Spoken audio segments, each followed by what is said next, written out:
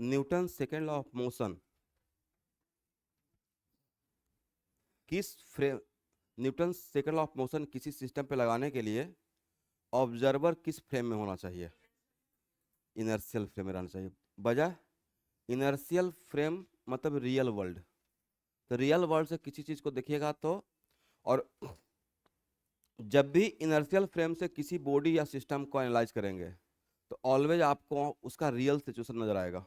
तो sir real situation का मतलब रियल फोर्स नजर आएगा, कोई काल्पनिक फोर्स नजर नहीं आएगा, मतलब सीडो फोर्स नजर नहीं आएगा। करेक्ट है। तो हम लोग एक काम कर रहे थे, dp/dt equal to what? F external, internal या एक्सटर्नल? ऐसे ही जस्ट आपसे पूछ लिया। मान लेते हैं कि आप गाड़ी का कार का स्पीड बढ़ा रहे हैं, राइट? कार का स्पीड बढ़ा रहे हैं, तो स्पीड बढ़ने का मतलब है कि एक्सेलरेटेड रहेगा, और एक्सेलरेशन होने का मतलब फोर्स लगेगा कार पे। कौन फोर्स लगा रहा है कार पे, स्टूडेंट? और आप बाहर से देख रहे हो कार को, आप रेसिंग कोई देख रहे हैं, कार का रेसिंग, राइट? तो बच्चों को लगता है कि अच्छा इंजन लगा रहा होगा। आप अंदर इंजन में घुस के थोड़ी देख रहे हैं, उसका इंटरनल मैटर है, राइट? उसका क्या है? इंटरनल मैटर है। हम लोग डे टू डे लाइफ में जब जो चलते हैं, तो चलने के टाइम पे देखते होंगे पीछे वाला पार्ट, जब स्टेप आउट करते हैं तो पीछे वाला पार्ट उठ जाता है। तो जैसे ही उठता है तो हम लोग ऐसे क्या करते हैं, ग्राउंड को ऐसे धक्का देते हैं, स्टूडेंट, राइट? इसको हम लोग बोलते हैं कांटेक्ट फोर्स। इसका दो कंपोनेंट हो जाता है। तो एक्चुअल में एक कौन किसने किसको दिया, जस्ट ऐसे ही बता रहा हूँ, ये फ्रिक्शन में बहुत डेप्थ में पढ़ाऊंगा। तो मैन ने ग्राउंड को पुश किया, तो न्यूटन थर्ड लॉ से ग्राउंड भी मैन को पुश करेगा। तो ये रहेगा force on man due to ground. अब इसका दो कंपोनेंट रहेगा, एक कंपोनेंट का नाम रहेगा फ्रिक्शन, और दूसरे कंपोनेंट का नाम रहेगा नॉर्मल रिएक्शन।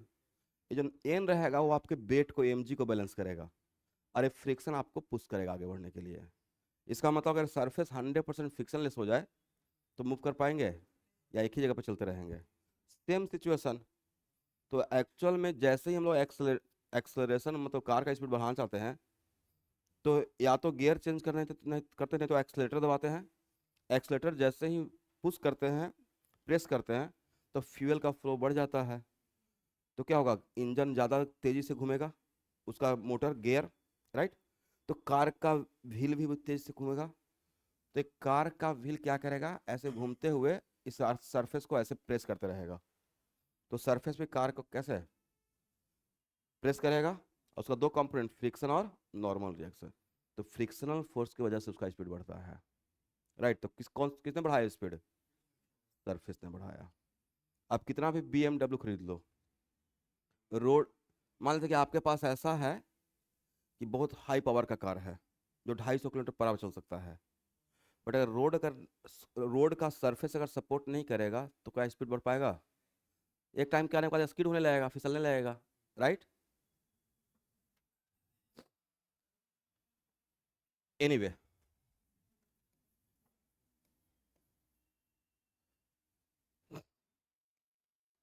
इसका मतलब एफ एक्सटर्नल इक्वल टू,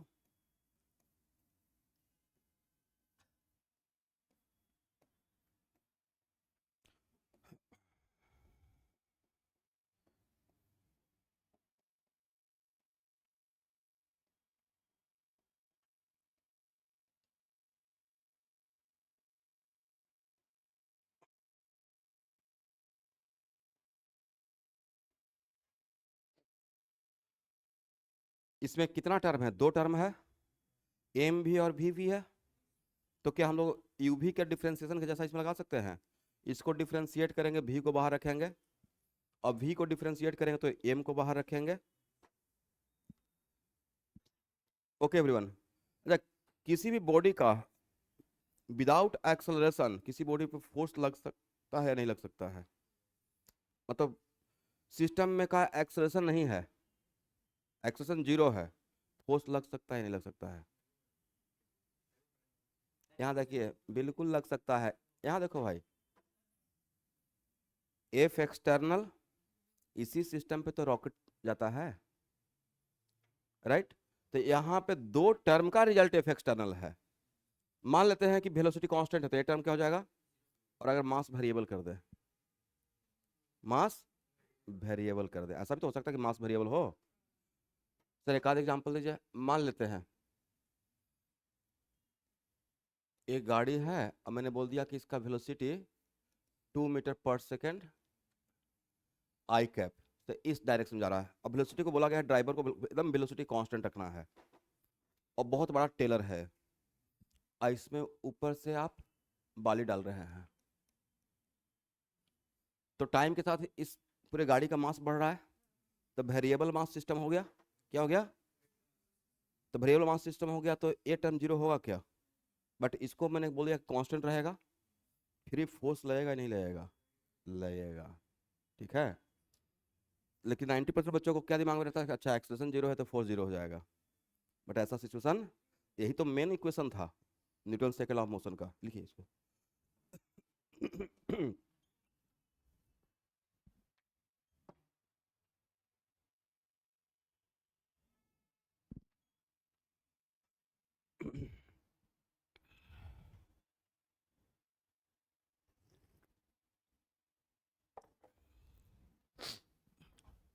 अब इसमें कितना केस हो सकता है? सब पे कुछ कुछ क्वेश्चन लेते रहेंगे स्टूडेंट। पहला केस ये हो सकता है कि भी कांस्टेंट एम वेरिएबल। दूसरा केस क्या हो सकता है? एम, और जो दूसरा केस रहेगा 90% केस वही मुझे मिलेगा। 90% जो हम लोग मैकेनिक्स पढ़ेंगे तो उसमें मास को क्या रखते हैं? Keeping constant. बट जहाँ पे मास वेरिएबल रहेगा इसी कॉन्सेप्ट पे जो रॉकेट एयर में जा रहा है, राइट? तो देखते हैं उस थ्रस्ट डाल रहा है, उसका फ्यूल बाहर आते रहता है जलकर, तो मास वेरिएबल हो गया, राइट? तो उसके अकॉर्डिंग हम लोग काम करते हैं। लिखिए first case, if v constant and m variable, तो f एक्सटर्नल इक्वल टू क्या हो जाएगा? dm/dt into what? v। सही है। सेकेंड केस क्या हो सकता है स्टूडेंट?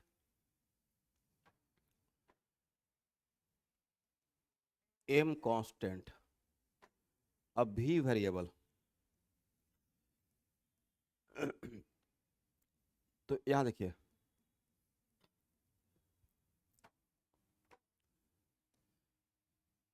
अगर m कांस्टेंट है तो कांस्टेंट क्वांटिटी का डिफरेंशिएशन जीरो, तो ये टर्म क्या हो गया? जीरो। तो सिर्फ एक टर्म बचेगा,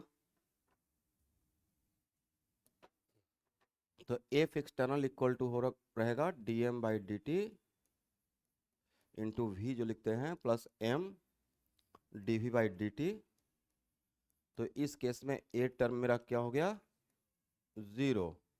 then F external equal to, और dv/dt को क्या बोलते हैं? यस।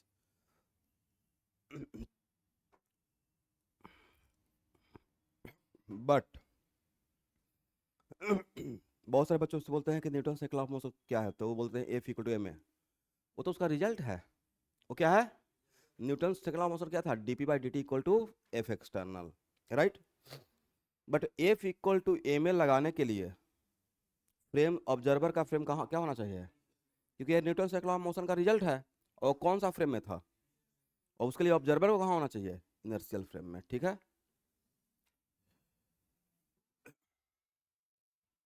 इसको है। और जहां पे एम भी अगर वेरिएबल है और भी वेरिएबल है, तब एफ एक्सटर्नल इक्वल टू दोनों का कंबाइंड इफेक्ट रहेगा, ठीक है स्टूडेंट? ए भी रहेगा और ए भी रहेगा। ठीक है।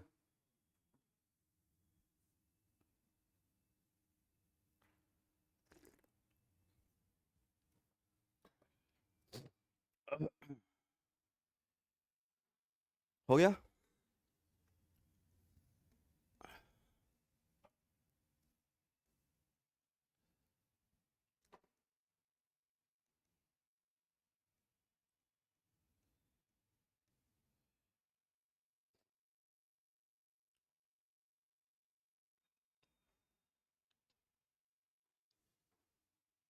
कोई एक सिस्टम है जिसका मास इस इक्वेशन के अकॉर्डिंग चेंज हो रहा है, राइट। तो मास वेरिएबल हो गया और वेलोसिटी ए दिया हुआ है, कांस्टेंट कर दिया है। Find the force on the system at T equal to 5 second. Find the force on the system at T equal to 5 second. तो अब यहां पे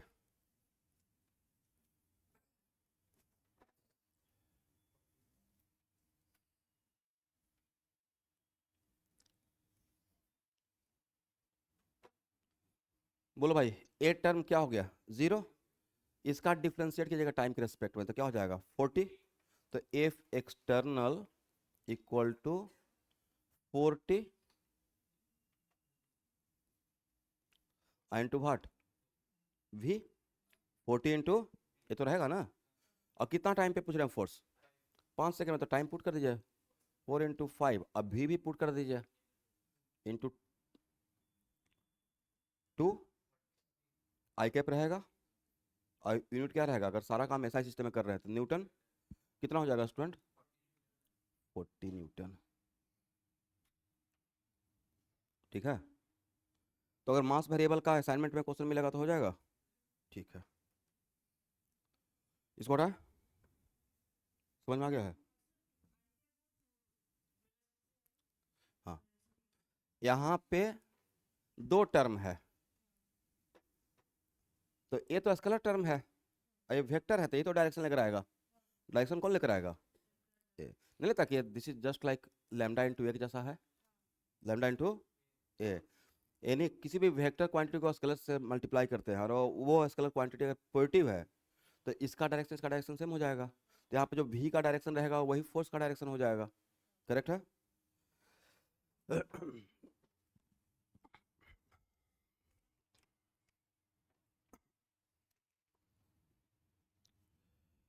अब लिखिए प्रिंसिपल ऑफ सुपरपोजिशन। अब यहाँ देखिएगा स्टूडेंट,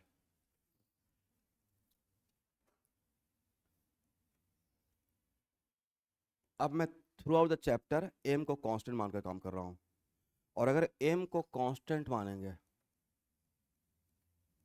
तो यहाँ पे एफ एक्सटर्नल इक्वल टू क्या हो जाएगा, ए में रहेगा। ठीक है। अब इसी को लेकर आगे बढ़ते हैं।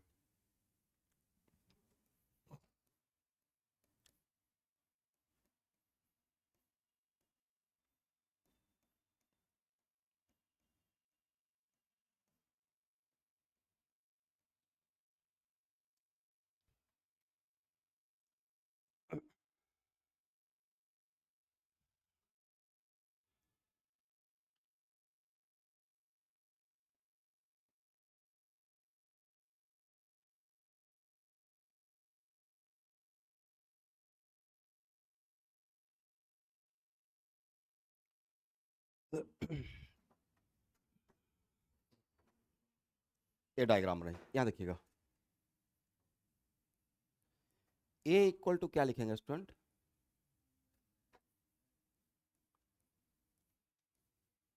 बोलिए।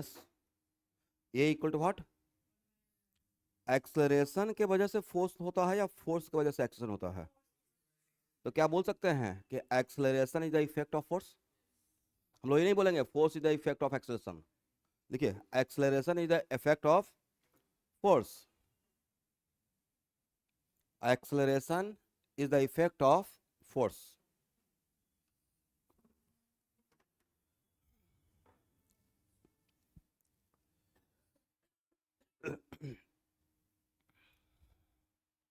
हो गया।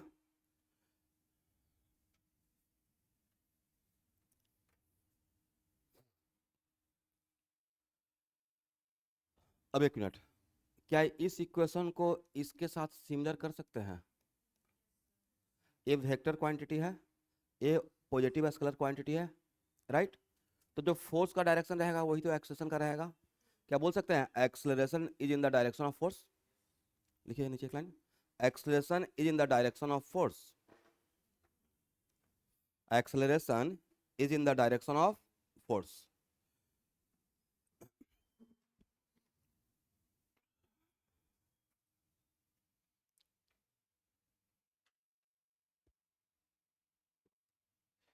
ओके एवरीवन, अब यहाँ देखो, अगर होगा क्या, हम लोग हेडिंग क्या दिया है? Principle of superposition.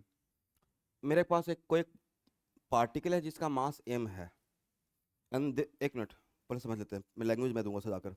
And there are two forces acting on this mass, F1 and F2, right? और एग्जाम में पूछ लिया जाएगा फाइंड द एक्सेलरेशन, फोर्स दो लग रहा है, F1 और F2। अब पूछा जाएगा find the acceleration of mass due to F1। तो उस टाइम पे स्टूडेंट लोग क्या कंफ्यूज हो जाएंगे? कंफ्यूज हो सकते हैं कि फोर्स तो दो लग रहा है, एक्सेलरेशन सिर्फ F1 की वजह से पूछ रहे हैं, कैसे निकालेंगे? But principle of superposition state that if if there are more than one forces acting on the system, then each force creates its own effect independent of presence of other forces। इसका मतलब ये हुआ कि अगर F1 और F2 दोनों लग रहा है तो ये अपना अलग एक इफेक्ट क्रिएट करेगा।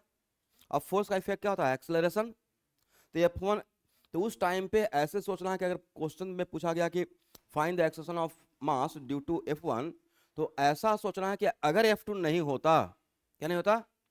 F2 नहीं होता तो F1 की वजह से कितना एक्सेलरेशन होता। इसका मतलब ये जो इफेक्ट क्रिएट करेगा वो इससे इंडिपेंडेंट रहेगा, ये जो इफेक्ट क्रिएट करेगा वो, इसका इफेक्ट होता क्या है? एक्सेलरेशन। समझ में आ गया? इसका मतलब किसी सिस्टम पे एक से ज्यादा फोर्स लगेगा तो each force creates on the system its own effect, और किससे इंडिपेंडेंट होकर? Independent of presence of other forces. तो अगर इंडिपेंडेंट, बहुत इंपॉर्टेंट है, independent of presence of other forces, तो इसका मतलब है कि अगर एग्जाम में पूछा गया कि सिर्फ इसका वजह से एक्सेलरेशन बताइए, तो लग दोनों रहा है, बट उस टाइम सोचने का तरीका ये रहेगा कि अगर F2 नहीं होता तो F1 की वजह से कितना फोर्स एक्सेलरेशन होता। ठीक है, लिखिए, this principle state that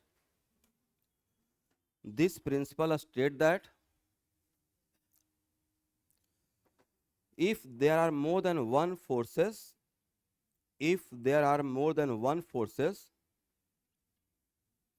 acting on the system,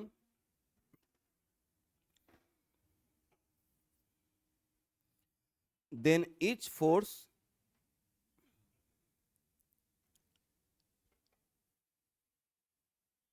creates its own effect. Then each force creates its own effect independent of presence of other forces. Independent of presence of other forces। इसका मतलब अगर इसमें पूछा गया acceleration only due to F1, तो F1 के वजह से एक्सेलरेशन जो होगा उसको नाम A1 दे देंगे, और A1 के लिख सकते हैं 1/m। जब सिर्फ F1 का पूछ रहे हैं तो फिर F2 का आपको केयर नहीं करना है, लिखेंगे 1/m into what? F1। Correct है? फिर पूछेंगे find the acceleration only due to F2, इस व्हाट है? Find the acceleration only due to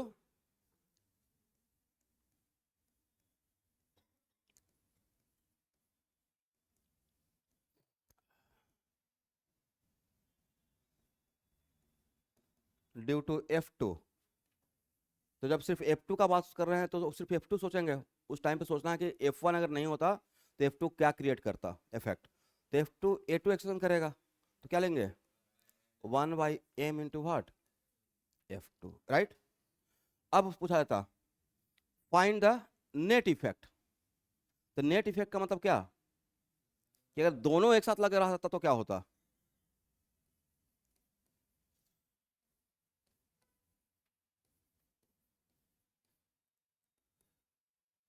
net acceleration, तो नेट एक्सेलरेशन के लिए क्या लिखेगा स्टूडेंट?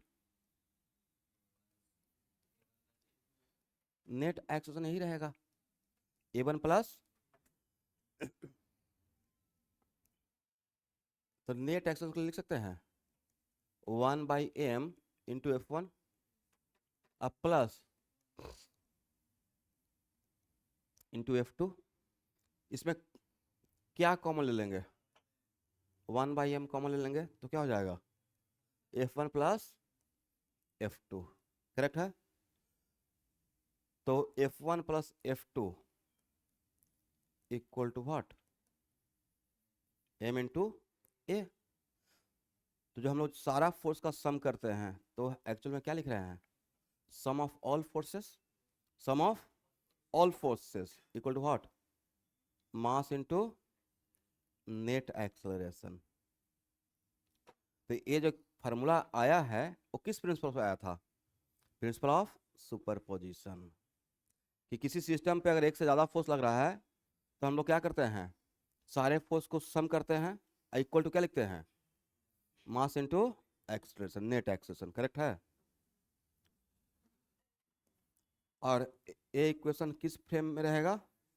इनर्शियल फ्रेम में। यहाँ तक समझ में आ गया है?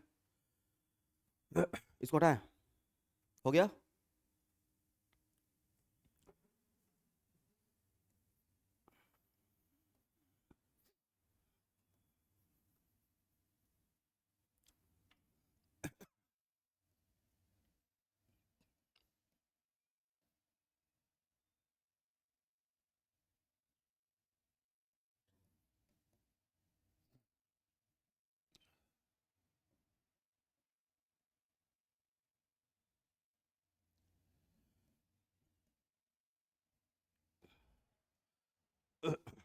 यहाँ देखो भाई, आज के बाद अगर किसी सिस्टम पे अगर आप फोर्स दिखा रहे हैं, फ्री बॉडी डायग्राम में वही करते हैं ना सिस्टम पे।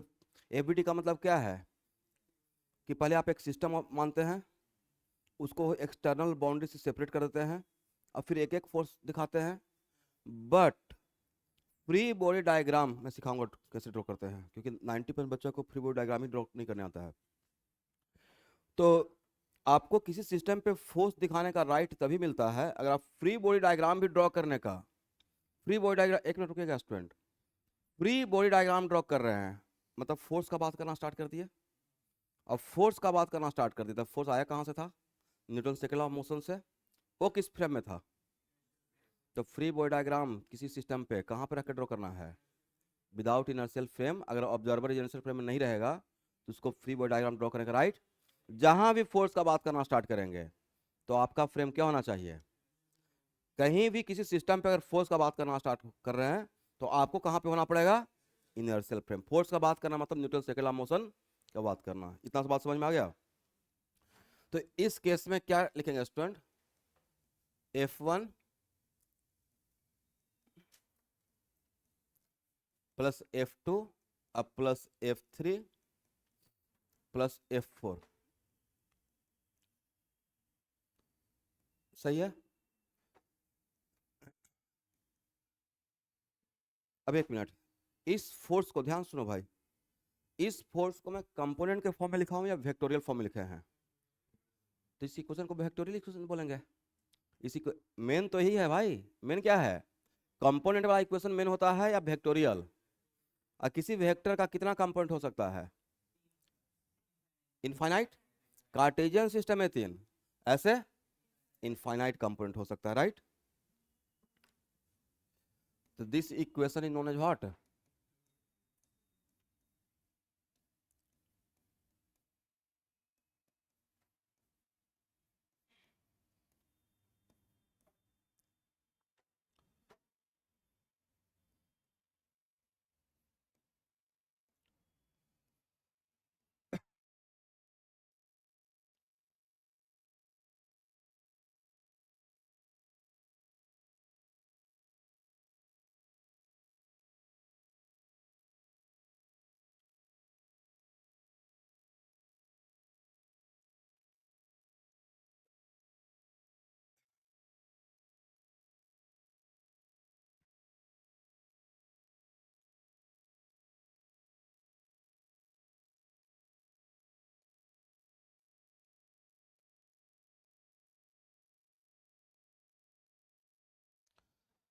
अब मान लेते हैं कि मैंने कार्टेशियन सिस्टम में काम करना स्टार्ट किया, तो लेफ्ट, यहाँ देखिएगा, लेफ्ट साइड में आपने वेक्टर को कार्टेशियन कंपोनेंट ब्रेक किए, राइट।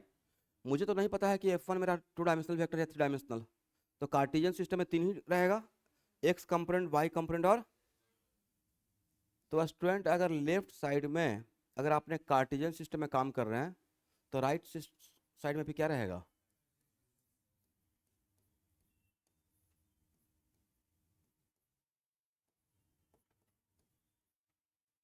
यहाँ तक आइए।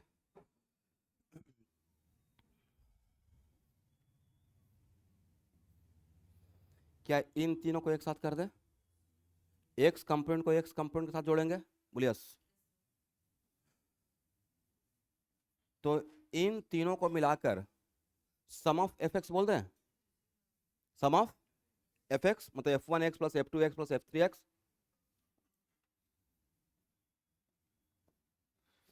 आई कैप, इसे इसे और इसे मिलाकर इन तीनों को सम ऑफ एफ आई बोल दें एवरीवन, जे कैप, और फिर क्या बोल देंगे? के कैप।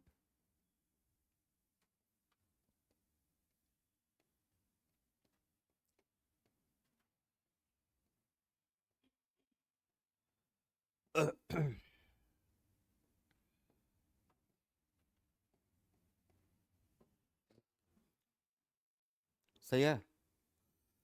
अब बोलो भाई, बीच में किसका साइन है? इक्वल का, बोलिए यस। तो इक्वल का साइन है, इसका मतलब उस तरफ का एक्स कंपोनेंट और इस तरफ का एक्स कंपोनेंट सेम होना चाहिए, उस तरफ का बाई कंपोनेंट इस तरफ का बाई कंपोनेंट सेम होना चाहिए। यहाँ तक हो गया?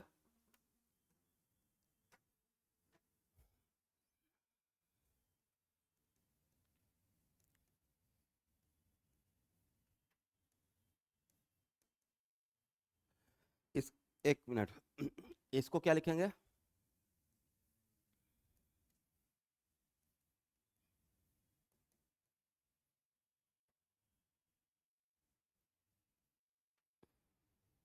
एक क्या है? हो सकता है कि फोर्स लग रहा हो और आपसे सिर्फ पूछा गया है मुझे एक्सप्रेशन का एक्स कंपोनेंट चाहिए, एक्सप्रेशन का, तो आप फोर्स का सिर्फ कौन सा कंपोनेंट लेंगे? Yes, x component. सिर्फ एक्सप्रेशन का मुझे बाई कंपोनेंट चाहिए, तो क्या लेंगे? एक्सप्रेशन का सिर्फ जेड कंपोनेंट चाहिए, तो क्या लेंगे? एक मिनट रुकिए, क्या यहां से बोल सकते हैं कि जिस डायरेक्शन में फोर्स का कंपोनेंट ब्रेक करते हैं उसी डायरेक्शन में एक्सेशन मिलता है? अगर सारे फोर्स को अलोंग एक्स एक्स एक्स कम सारे फोर्स का एक्स कंपोनेंट, तो उससे क्या मिलेगा? ए एक्स। सारे फोर्स का बाई कंपोनेंट, तो उससे क्या मिलेगा? ए वाई। सारे फोर्स का जेड कंपोनेंट, तो उससे क्या मिलेगा? तो क्या यहां से, एक मिनट रुकना है, और किसी फोर्स किसी भी वेक्टर का कितना कंपोनेंट हो सकता है? कार्टेशियन सिस्टम में 3, ऐसे इनफाइनाइट। इज इट कंपलसरी कि न्यूटन, ध्यान सुनिएगा स्टूडेंट, इज इट कंपलसरी कि न्यूटन लॉ ऑफ मोशन में ऑल द टाइम क्वेश्चन को सॉल्व करने के लिए एक्स एक्सिस और बाई एक्सिस बनाते रहें? बहुत टीडियस हो जाएगा। हो सकता है कि समटाइम्स मैं ऐसे बोलूंगा, resolve component of all forces down along the incline, मेरा रिक्वायर्ड डायरेक्शन ही हो सकता है, राइट। कभी बोल देंगे resolve component of all forces horizontally rightward, तो मेरा रिक्वायर्ड डायरेक्शन ही हो सकता है। तो क्या ये बोल सकते हैं यहाँ, इसको यहाँ पे देखकर, कि component of all forces in any direction, किस डायरेक्शन में ब्रेक कर सकते हैं? कंपोनेंट ऑफ ऑल फोर्सेज इन, और वो एनी डायरेक्शन क्या रहेगा? जो मेरा रिक्वायरमेंट का डायरेक्शन रहेगा, must be equal to mass into acceleration in that direction. जिस डायरेक्शन में कंपोनेंट ब्रेक करेंगे उसी डायरेक्शन में क्या मिलेगा? एक्सेलरेशन। लिखिए एक line, conclusion, sum of all forces in any direction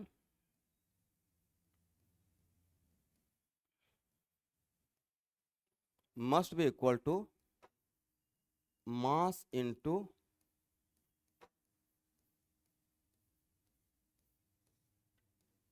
acceleration in that direction, correct. इसको बॉक्स में कर लीजिए। ये बोलने से अब हम लोग को टेंशन खत्म हो गया। जिस डायरेक्शन में मुझे एक्सेस चाहिए, सारे फोर्स को बस उसी डायरेक्शन में रिजॉल्व कर देना है, ब्रेक कर देना है कंपोनेंट को, ठीक है। Sum of all forces in a direction must be equal to mass into acceleration in that direction. इसको हटाए,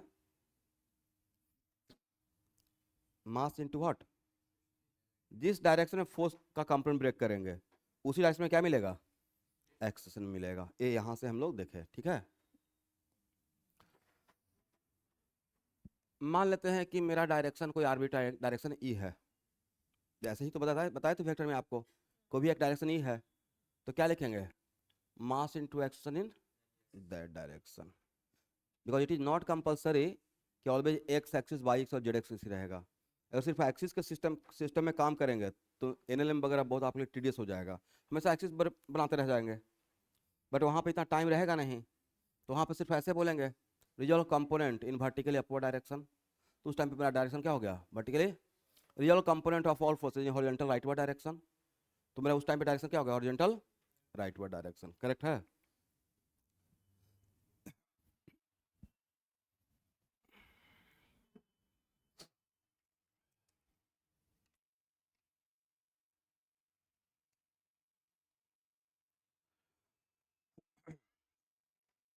ये हो गया।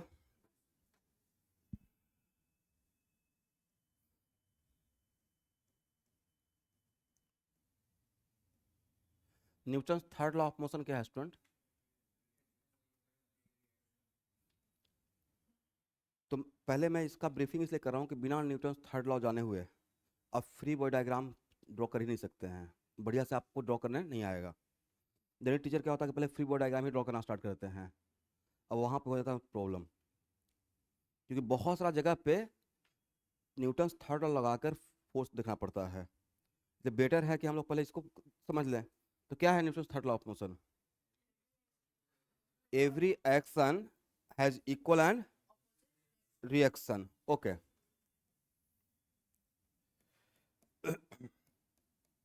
आप लोग को थोड़ा आइडिया हो गया है। मान लेते हैं कि ए मेरा कोई ब्लॉक है जिसका मास m है,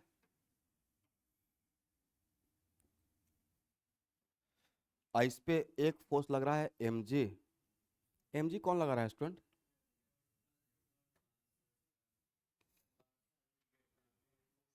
mg यहाँ देखिएगा, मैं पोडियम पे खड़ा हूँ, तो अगर ये पोडियम और सरफेस नहीं रहता तो नीचे नीचे चला जाता, ग्राउंड पे, धरती पे कौन खींच रहा था, अर्थ का gravity. This is the only वजह कि ऑलवेज mg कहाँ लगता है, towards the centre of the earth, towards the centre of the earth.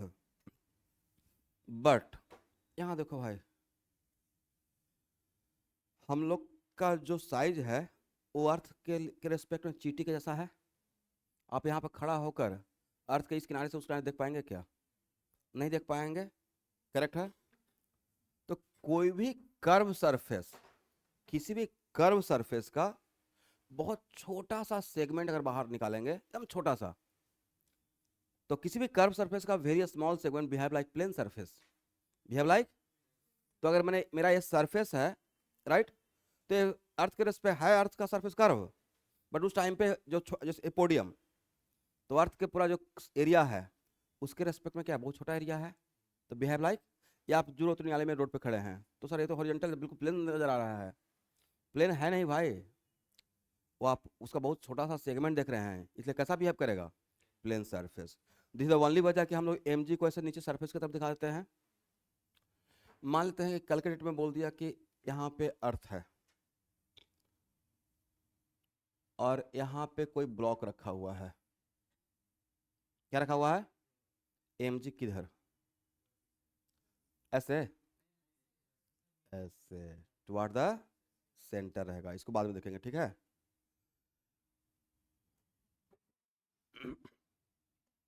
अच्छा, कोई भी ब्लॉक किसी सरफेस पे रखा हूं, ध्यान सुनेगा स्टूडेंट,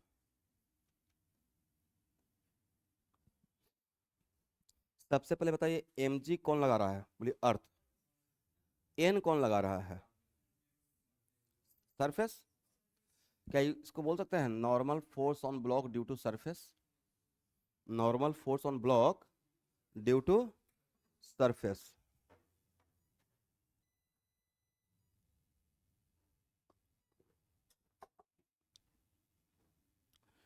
ओके, अब आपको ये बताना है कि इसमें एक्शन कौन है, रिएक्शन कौन है।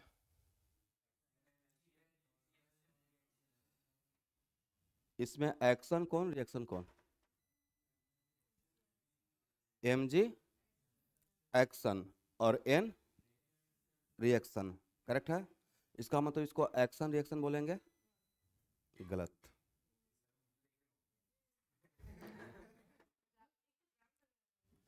यहाँ देखिएगा, ये आपस में एक्शन रिएक्शन कपल है ही नहीं, क्योंकि आपने खुद अभी बोला ना कि every action has equal opposite reaction, right.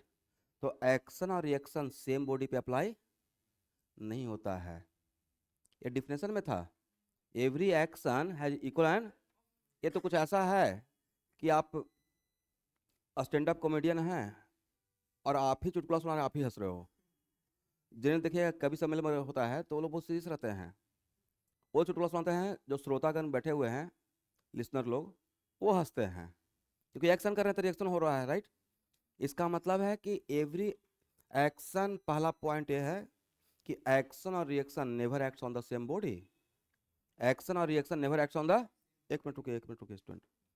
तो सर इसका तो वैल्यू यहाँ पे, ये ब्लॉक तो रेस्ट में है, ऐसे सिर्फ रखा हुआ था, तो एम जी का वैल्यू एन के बराबर तो है और अपोजिट डायरेक्शन में भी है।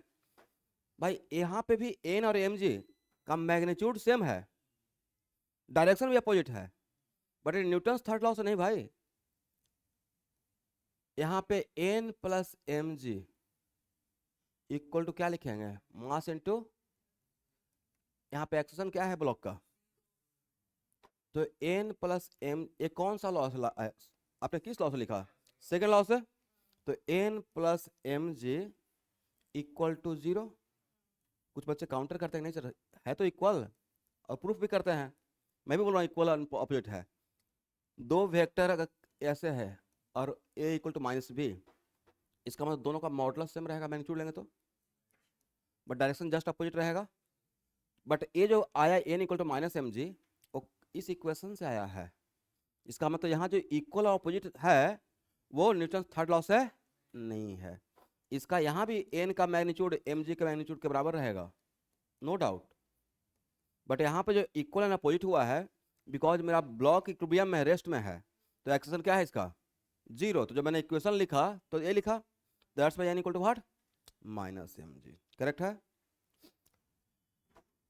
इसका मतलब एन और M G a action reaction couple नहीं है, करेक्ट।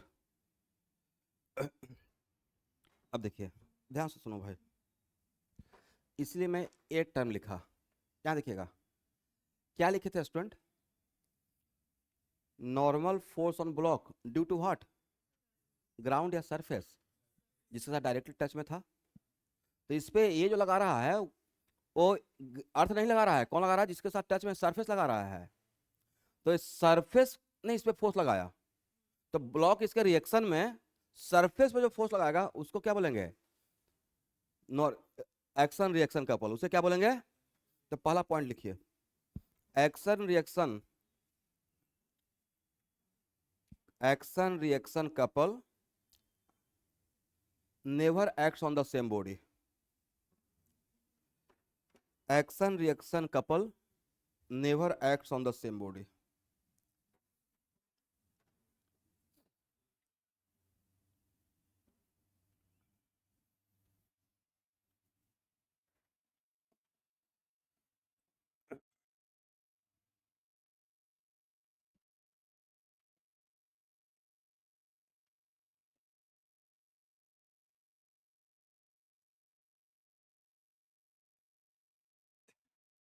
चलो भाई, जहां से न्यूटन का, सर आइजैक न्यूटन को ज्ञान का प्राप्ति होता है, उसी एग्जाम्पल लेते हैं, राइट। अर्थ और एप्पल, क्या बोल सकते हैं, force on apple due to earth. तो न्यूटन थर्ड लॉ से जितना फोर्स से अर्थ एप्पल को खींचेगा उतना ही फोर्स से एप्पल भी अर्थ को खींचेगा। तो सर इस टाइम पे मुझे तो ये अर्थ की तरफ आते हुए नजर आता है, ये तो पता नहीं चलता है। तो भाई इसका मास इतना बड़ा है, मास इतना, एप्पल के रेस्पेक्ट में जो फोर्स का वैल्यू है उसके रेस्पेक्ट में मास इतना बड़ा है कि जब फोर्स को मास से डिवाइड कर रहे हैं तो अर्थ का एक्शन ऑलमोस्ट क्या नजर आता है, जीरो। करेक्ट है। बट अगर कोई, तो यहाँ पे देखिएगा, इसको अगर एक्शन बोलते हैं तो ये क्या रहेगा, रिएक्शन। अब किसी दोनों को, लेकिन ये दोनों फोर्स क्या सेम बॉडी पे लग रहा है या दो अलग अलग बॉडी है, दो अलग अलग बॉडी है। तो इन दोनों को आपस में क्या बोलेंगे, एक्शन रिएक्शन कपल बोलेंगे। करेक्ट है। ड्रॉ कीजिए, ड्रॉ करो भाई।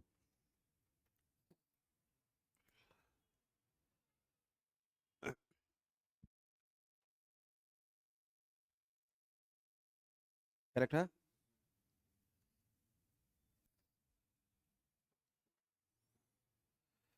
अब एक स्टेटमेंट लिख लीजिए, according to Newton's third law of motion, according to Newton's third law of motion,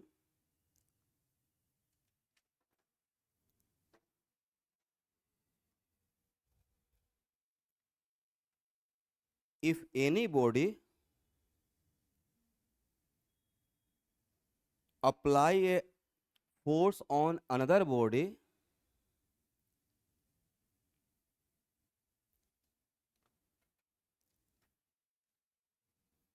then another body also applies same magnitude of force, then another body also apply same magnitude of force on the first body, same magnitude को underline कीजिएगा, same magnitude of force on the first body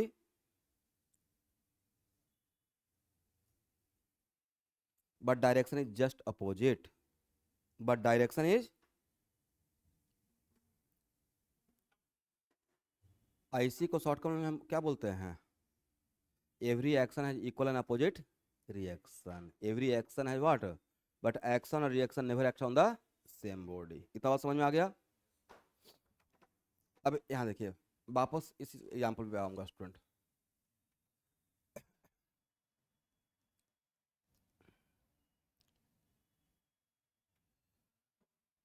यहाँ देखना है, अब अगर मैं थोड़ा बहुत आपको आइडिया होगा, सपोज कीजिए कि मैंने आपको बोल दिया कि draw the free body diagram of this block. तो किसी भी ब्लॉक को अगर फ्री डायग्राम ड्रॉ करना है तो पहले उसको सारे फोर्स से फ्री कर देना है, पहले इसको फ्री बॉडी बनाइए। क्या बनाइए, अब फ्री बॉडी बनाने के लिए यूनिवर्स में तो कोई फ्री बॉडी है नहीं, बट हम लोग पेपर तो काम कर ही सकते हैं। तो इसका मतलब है कि अगर मैं फ्री बॉडी डायग्राम बनाने के लिए आपको ब्लॉक को बोला, राइट, तो मेरा ब्लॉक हो गया उस टाइम पे सिस्टम। अब ब्लॉक को छोड़कर बाकी सब उसके लिए क्या हो गया, एक्सटर्नल हो गया एजेंट। क्या हो गया, इसका मतलब मैं सरफेस को भी अपने यहाँ पे नहीं दिखाऊंगा। ये दूसरी बात है कि फास्ट होने थोड़ा यहाँ पे हम लोग दिखा देंगे, बट फ्री बॉडी डायग्राम का ड्रॉ करने का मतलब ये होता है कि पहले जिस बॉडी का आप फ्री डायग्राम ड्रॉ कर रहे हैं, फ्री बॉडी डायग्राम, उसको सारे, उसका पहले एक बाउंड्री सिलेक्ट कीजिए। क्या सिलेक्ट कर लेंगे, बाउंड्री। मतलब अभी ब्लॉक है तो ब्लॉक का बाउंड्री यही रहेगा ना भाई, इसका बाहर का सरफेस। इसको इस सरफेस से मैंने फ्री कर दिया। अब इस पे 1 बाई 1 फोर्स दिखाएंगे। तो एक तो फोर्स रहेगा mg, mg क्या है, नॉन कॉन्टैक्ट फोर्स है। इज इट कंपलसरी कि mg लगने के लिए ऑलवेज ग्राउंड पे बैठेंगे तभी लगेगा। आप कैटलिस्ट के बिल्डिंग से छलांग नहीं लगाना है, बट अगर जंप कर गए, राइट, तो जब तक टच में नहीं तब तक भी तो आप mg लगता ही रहेगा। तो mg को क्या बोलेंगे, कॉन्टैक्ट फोर्स या non contact force, non contact force. It is not compulsory कि जैसे अभी तो मैं पोडियम पे खड़ा हूँ, राइट, डायरेक्ट अर्थ पे तो नहीं है, बट फिर भी मेरे ऊपर mg लग रहा है, राइट। तो एक तो mg लगेगा। अच्छा स्टूडेंट, मान लेते हैं कि आप ऊबड़ खाबड़ रास्ता, जहाँ पे पत्थर है, कंकड़ है, छोटा छोटा, आप खाली पैर चल रहे हो, राइट। तो दर्द यहाँ, फील यहाँ पे होगा, बट दर्द कहाँ पे होगा, पैर में। राइट, वही बात है। यहाँ पे ब्लॉक का कौन सा सरफेस, ब्लॉक का कौन सा सरफेस इस सरफेस का टच में है, ये सरफेस, ये सरफेस या नीचे वाला सरफेस। तो होता क्या है ना भाई, कि एक्चुअल में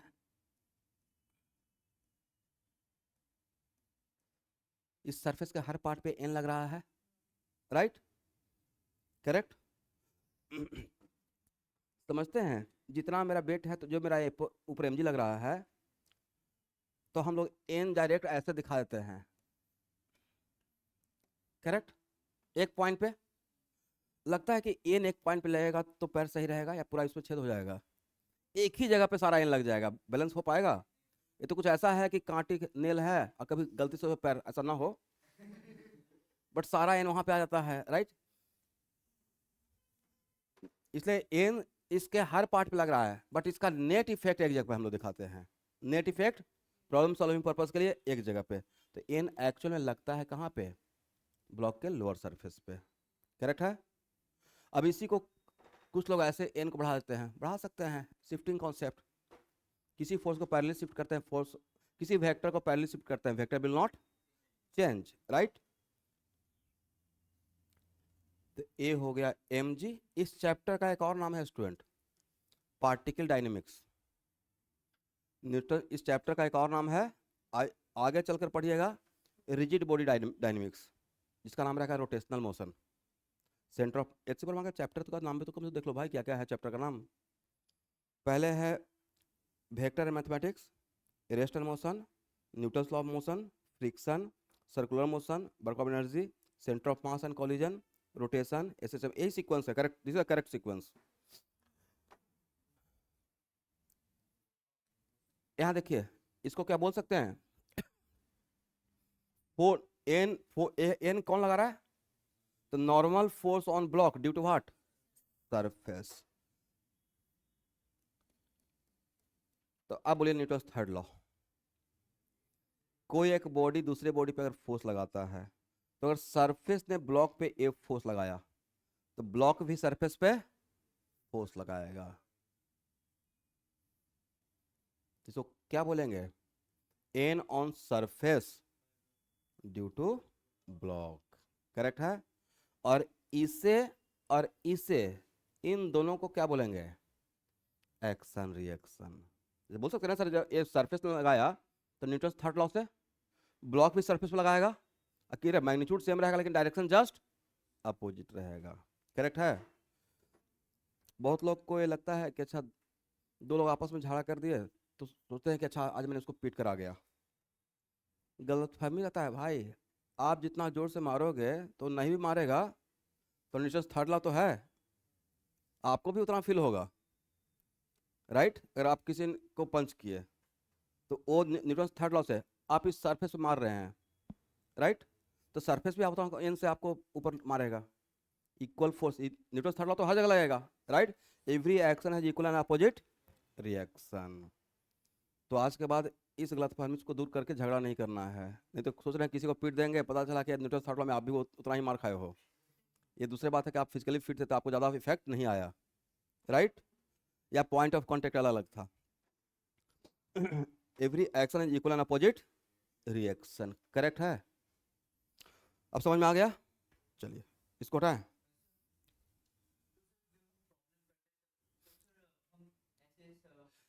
देखिए एक्चुअल में जब हम प्रॉब्लम करते हैं, तो अगर हम लोग ब्लॉक का बात कर रहे हैं तो सिर्फ ब्लॉक का बात करेंगे। अगर आपको बोला गया कि सिर्फ ब्लॉक के बारे में सोचना है, तो हम उस टाइम पे सरफेस को नहीं सोचेंगे, जो बोला जाएगा उसी के बारे में सोचना है। तो अगर मेरा सिस्टम ब्लॉक है, ये तो आपको समझाने के लिए ना कि भाई सर अगर ये सरफेस नहीं लगाया तो न्यूटन थर्ड लॉ से सरफेस पे ब्लॉक भी लगाएगा, इसके लिए मैं आपको इसका इसका ये अगर एक्शन है तो इसका रिएक्शन वाला कहाँ पे रहेगा वो दिखाने के लिए आपको समझाया। इज इट कंपलसरी कि ब्लॉक का काम करेंगे तो सरफेस को ऑल द टाइम दिखाने का रिक्वायरमेंट है? बट अगर ऐसा क्वेश्चन रहेगा कि how much force applied on the surface due to block, how much force applied on the surface due to, तो ये यहाँ निकाल लेंगे, इसका ये मैग्नीट्यूड और ये मैग्नीट्यूड डिफरेंट रहेगा सेम रहेगा, सेम रहेगा। समझ में आ गया? ओके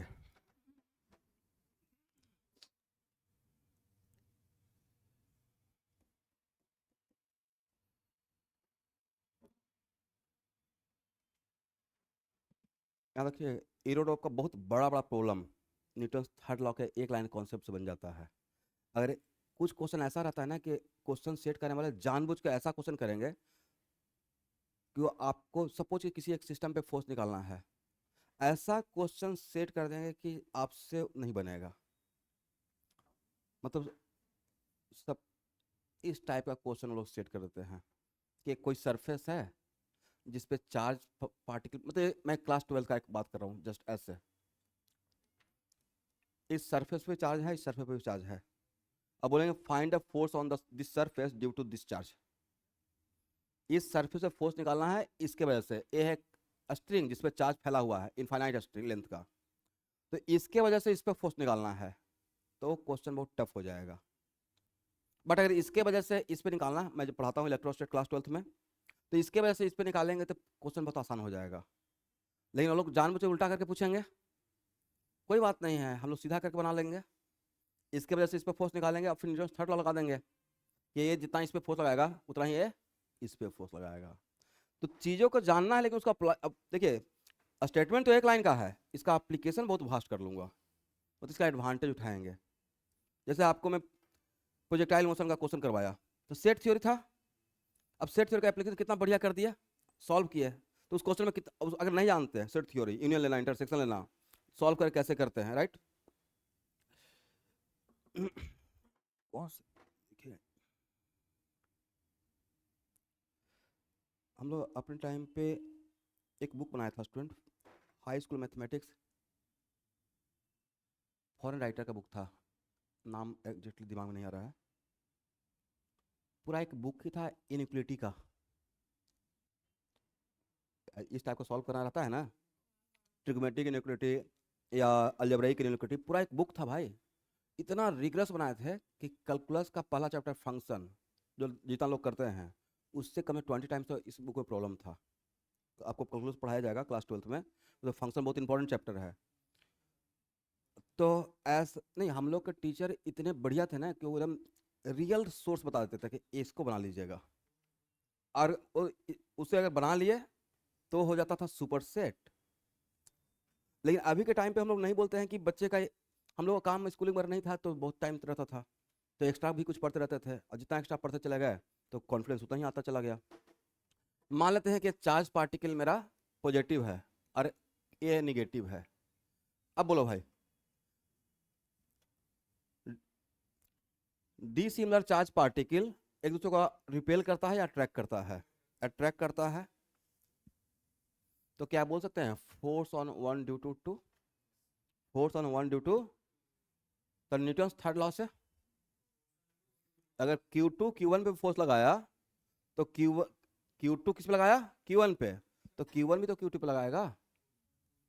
तो इन दोनों का मैग्नीट्यूड डिफरेंट रहेगा या सेम रहेगा? मैग्नीट्यूड सेम रहेगा स्टूडेंट, लेकिन डायरेक्शन क्या रहेगा? तो क्या इसको बोल सकते हैं both are action reaction couple? और दो चार्ज पार्टिकल के बीच में जो फोर्स लगता है उसको बोलते हैं कूलम फोर्स। कौन सा फोर्स? तो क्या बोल सकते हैं, Coulomb force also obey Newton third law.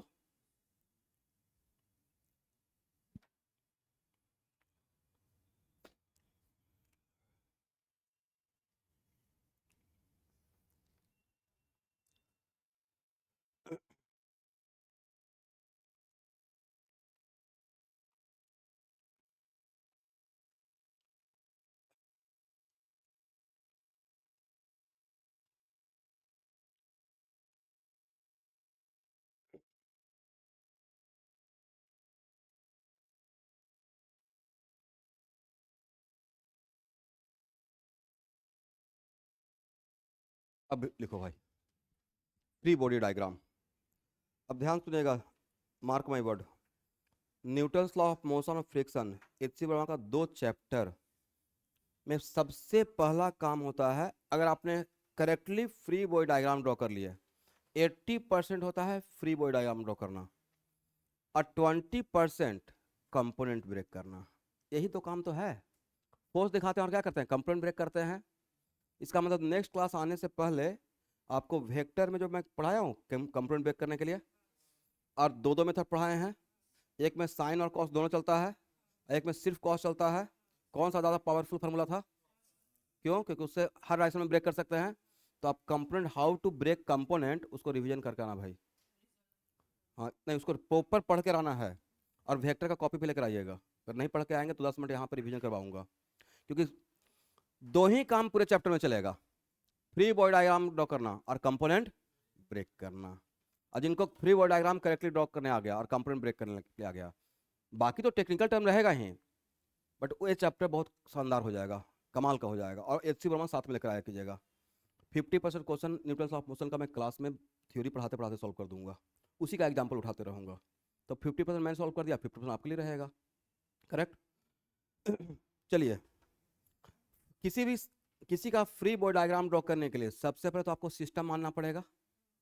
ये फ्री बॉडी डायग्राम ड्रॉ करेंगे तो किसी का तो ड्रॉ करेंगे, तो उस टाइम पे क्या होगा कि फर्स्ट ऑफ ऑल आपको एक क्लियर कट होना चाहिए कि मेरा आपका सिस्टम क्या है, किसके बारे में सोच रहे हैं। लिखिए,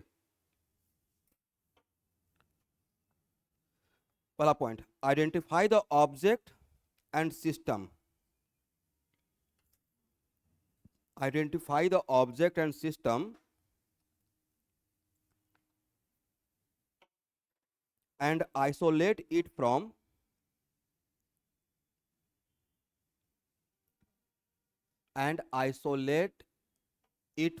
others। Free body diagram draw करने के लिए पहले सिस्टम तो मानेंगे कि किसका ड्रॉ कर रहे हैं, तो आपको सिस्टम हो गया, और उसको सबसे पहले उस सिस्टम को आइडेंटिफाई करना है, और फिर उसको दूसरे से सेपरेट करके अलग ड्रॉ कर देना है। ब्लॉक है तो ब्लॉक ड्रॉ कर देंगे, राइट। और उसको किससे अलग सेपरेट करना है, यस, जिस सराउंडिंग में जो जो भी रहेगा सबसे उसको आइसोलेट करना है।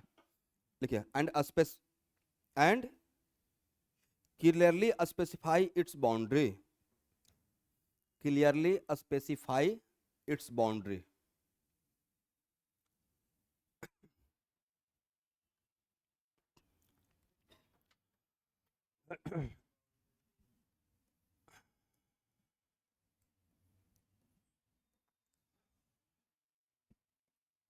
अच्छा स्टूडेंट, पूरे इस चैप्टर में कौन कौन सा फोर्स मैक्सिमम आपको मिलेगा?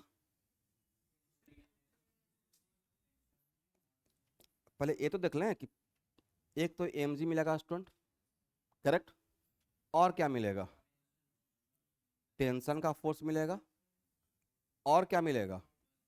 नॉर्मल कांटेक्ट फोर्स मिलेगा। और क्या मिलेगा? फ्रिक्शन का फोर्स मिलेगा। बोलिए।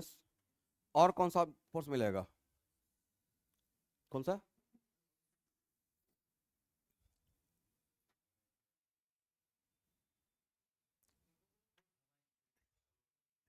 इम्पल्स क्या है? Change of momentum. Change of momentum is called what? Striker carrom खेल रहे हैं तो स्ट्राइकर पर for a moment dt time के लिए ऐसे इम्पल्स दे दिया, तो क्या हो गया? Change of momentum. करेक्ट है। और क्या रहेगा? Spring force. क्या रहेगा? तो मोटा मोटी इतना ही तो फोर्स आने वाला है, इससे ज़्यादा फोर्स रहेगा क्या इस पूरे चैप्टर में? तो सबको अगर वन बाय वन आपको, बट इसके लिए मैं फ्रिक्शन का चैप्टर पढ़ाऊंगा, थोड़ा सा यहाँ पे लेंगे, राइट। बाकी इस चैप्टर में मैक्स मोस्टली हम लोग का मिलता रहेगा, mg मिलेगा, टेंशन मिलेगा, n मिलेगा, स्प्रिंग फोर्स मिलेगा या फ्रिक्शन फोर्स। तो वन बाय वन हम लोग काम कर लेते हैं पहले।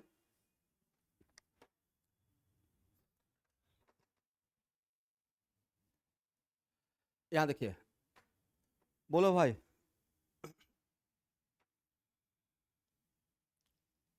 mg किधर लगता है? किसी बॉडी पे mg किधर लगेगा? अच्छा, मैंने एक बात बोला था स्टूडेंट कि इस चैप्टर का एक और नाम है पार्टिकल डायनेमिक्स। क्यों?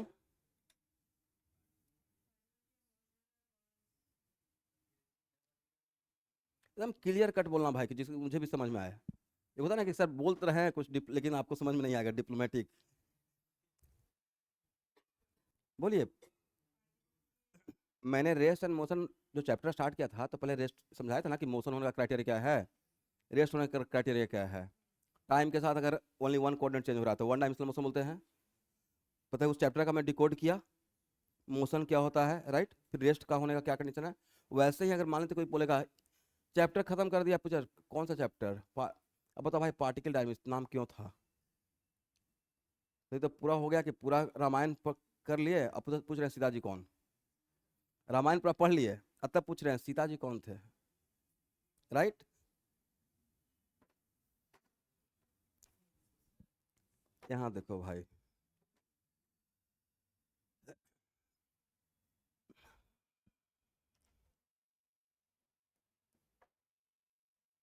कौन कौन सा फोर्स लग रहा है स्टूडेंट? mg और नो डाउट ए एन लगता है इसके lower surface of the block पे, राइट? सो मेनी टाइम्स आपके स्कूल में इस ब्लॉक को एक पार्टिकल मानकर बहुत जगह पे ऐसे दिखाया रहेगा, इस ब्लॉक को एक पार्टिकल मानकर क्या मानेंगे?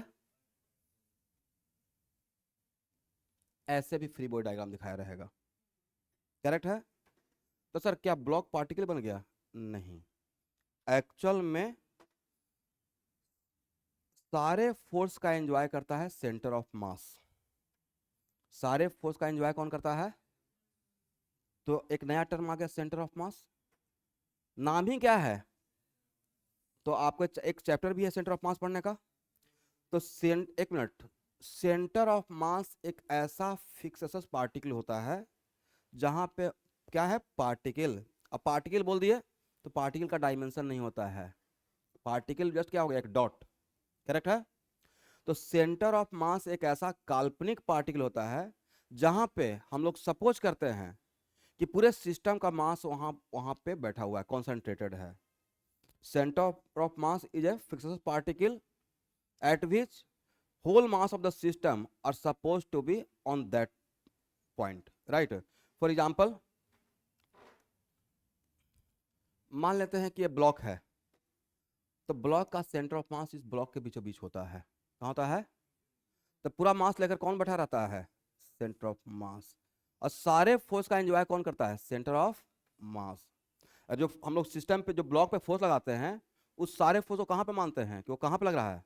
सेंटर ऑफ मास। तो वो पार्टिकल का कौन था? सेंटर ऑफ मास था। क्या था?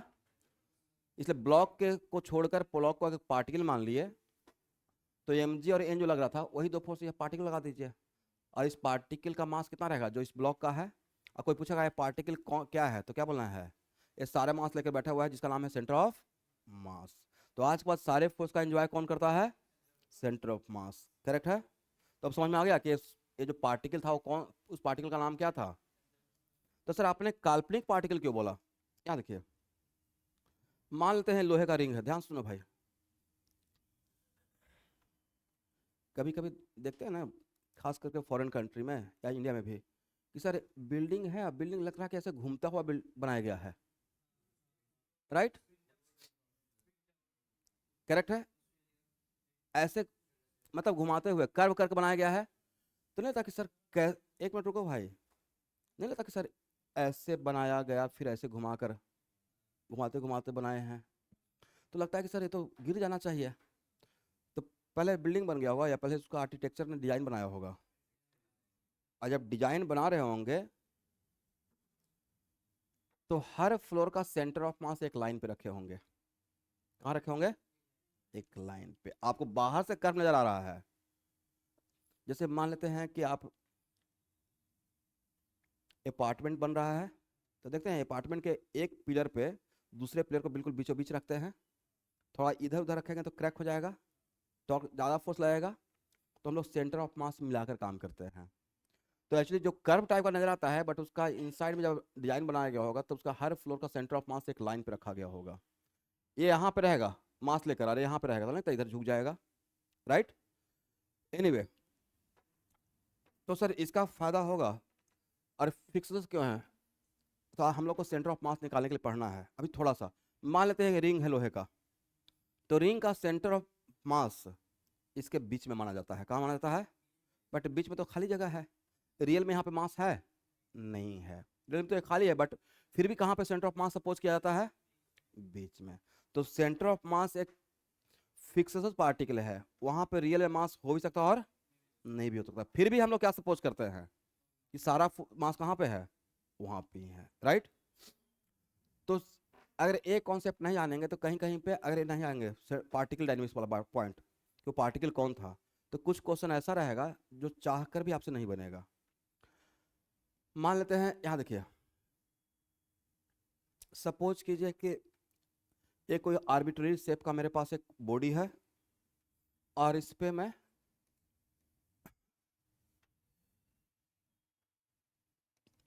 तीन फोर्स लगा रहा हूं, राइट।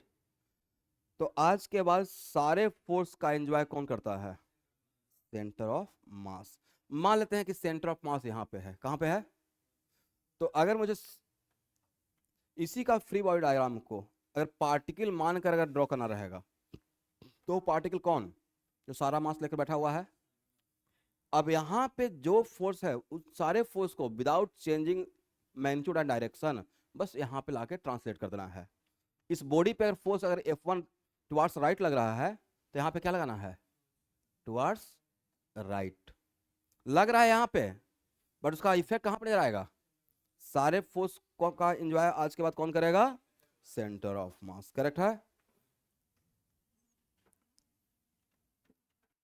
इसलिए कभी कभी पूरा बॉडी का शेप लेते हुए प्रॉब्लम सॉल्व नहीं होता है, और पार्टिकल मान लेते हैं तो खटाक से प्रॉब्लम सॉल्व होता है। तो अगर मुझे रिक्वायरमेंट रहेगा तो मैं इसको पार्टिकल मानकर भी क्वेश्चन को सॉल्व कर लूंगा, राइट। ऐसे भी इसको ड्रॉ कर सकते हैं, ठीक है। तब समझ में आ गया कि क्यों इस चैप्टर का नाम पार्टिकल डायनेमिक्स है। तो सारे वो पार्टिकल कौन और सारे फोर्स का एंजॉय कौन करता है? सेंटर ऑफ मास करता है। करेक्ट है। इसको हटाए।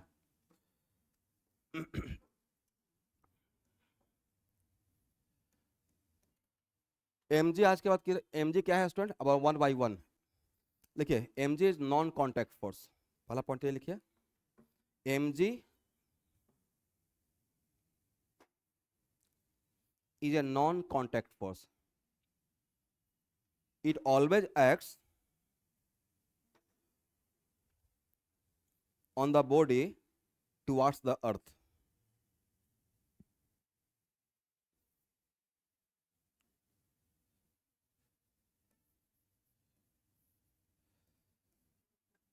एक मिनट ध्यान सुनना है।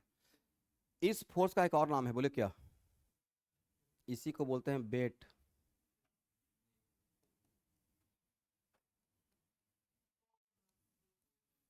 क्या बोलते हैं? यस।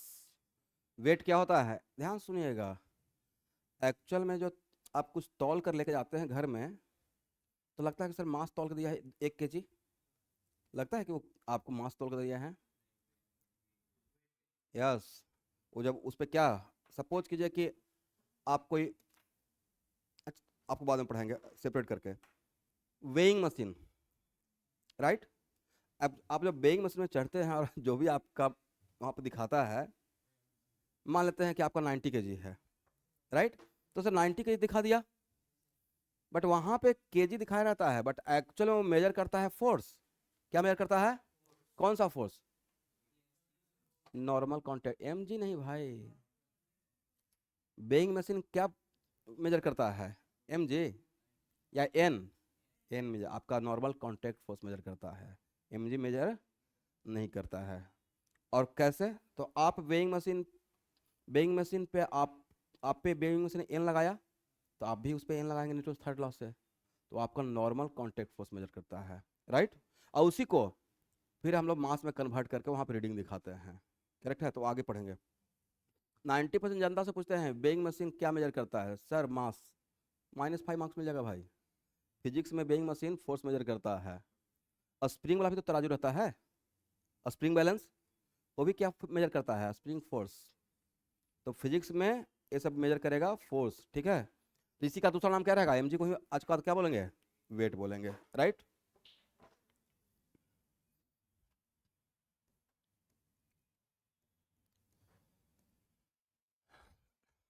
यहाँ देखिए स्टूडेंट, कांटेक्ट फोर्स, नाम क्या बोल रहे हैं? यहाँ देखिएगा, नाम ही है कांटेक्ट फोर्स भाई।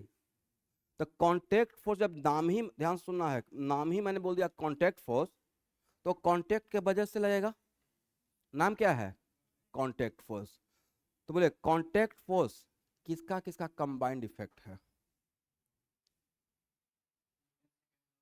आप तो न्यूटन लॉ ऑफ मोशन पढ़ लिए हैं, राइट? तो contact force is the combined effect of what?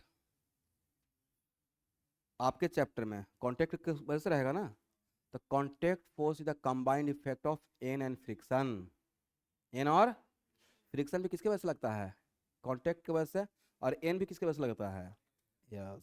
तो कॉन्टैक्ट फोर्स जनरली बच्चों को बोलते हैं find out the contact force, तो उनके दिमाग में सिर्फ सेट रहता है, वो एन का वैल्यू बता देते हैं। किसका बताते हैं? But contact force is the combined effect of what? N और फ्रिक्शन। लिखिए, पहले तो इसका डिफरेंस लिखिए एक line. The force which are act due to contact, the force which are act due to contact, the force which are act due to contact are called contact force.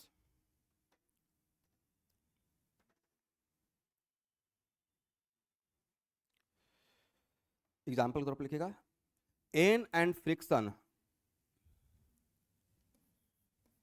N and friction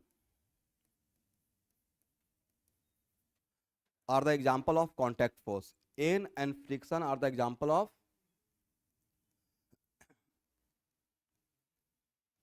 यहां देखना है। तो आज के बाद अगर ध्यान सुनिएगा, आज के बाद किसी बॉडी पे अगर फ्रिक्शन भी लग रहा है और तब उस टाइम पे कांटेक्ट फोर्स पूछेंगे, तो सिर्फ ये बताना है, ये बताना है, दोनों का रिजल्टेंट बताना है, दोनों का रिजल्टेंट बताना है। करेक्ट है? तो स्टूडेंट यहाँ से नेक्स्ट क्लास पढ़ाऊंगा। कौन सा दिन? ट्यूसडे ना? यस। तो एवरी सैटरडे मेरा क्लास एक बढ़ गया है। बाद में इस क्लास को आज छोड़ दीजिए, नेक्स्ट टाइम से, और इस क्लास का लेंथ को और मैं थोड़ा बड़ा कर लूँगा। और अगर 11th सही से पास करना है तो जो भी है, मैं तो पहले ही बोल दिया कि मैं जो पीकेएम से पढ़ाएंगे वो चैप्टर मैं भी पढ़ाते हुए आऊँगा बढ़िया से। अब फर्स्ट एंड लास्ट रहेगा Newton's law of motion. Friction पढ़ाएंगे फर्स्ट एंड लास्ट मेरे तरफ से रहेगा, मतलब उसके बाद आप कहीं से भी क्वेश्चन लगा सकते हो और क्वेश्चन बनेगा ही बनेगा। बट पीकेएम से क्लास नहीं छोड़ना है, क्योंकि उस मैं वो क्लास ही रन कर रहा हूँ भाई। मैं डबल एक ही चैप्टर में डबल डबल काम कर रहे हैं। वो क्लास का पीछे सिर्फ पर्पस है कम एंड सिट, ताकि स्कूल में अगर सपोज कीजिए बर्फ एनर्जी आ गया तो कुछ तो पढ़ा रहेगा, तो कुछ तो भाई मार्क्स उठा कर लेकर आएंगे। अब क्लास छोड़ते रहोगे तब तो नहीं हो पाएगा। तो मेरा तो प्लानिंग ही आपने फेल कर दिया, जो मेरा दिमाग में चल रहा है। मेरा दिमाग में चल रहा था कि वो पढ़ाते हैं तो उसे स्कूल का एग्जाम थोड़ा थोड़ा संभलते रहे, इधर पीछे से मैं सब कुछ कवर करते हुए आराम से आऊँगा, ताकि मैं खुल के पढ़ा सकूँ टाइम लेकर। राइट? तो उस प्लान को एग्जीक्यूट करना है।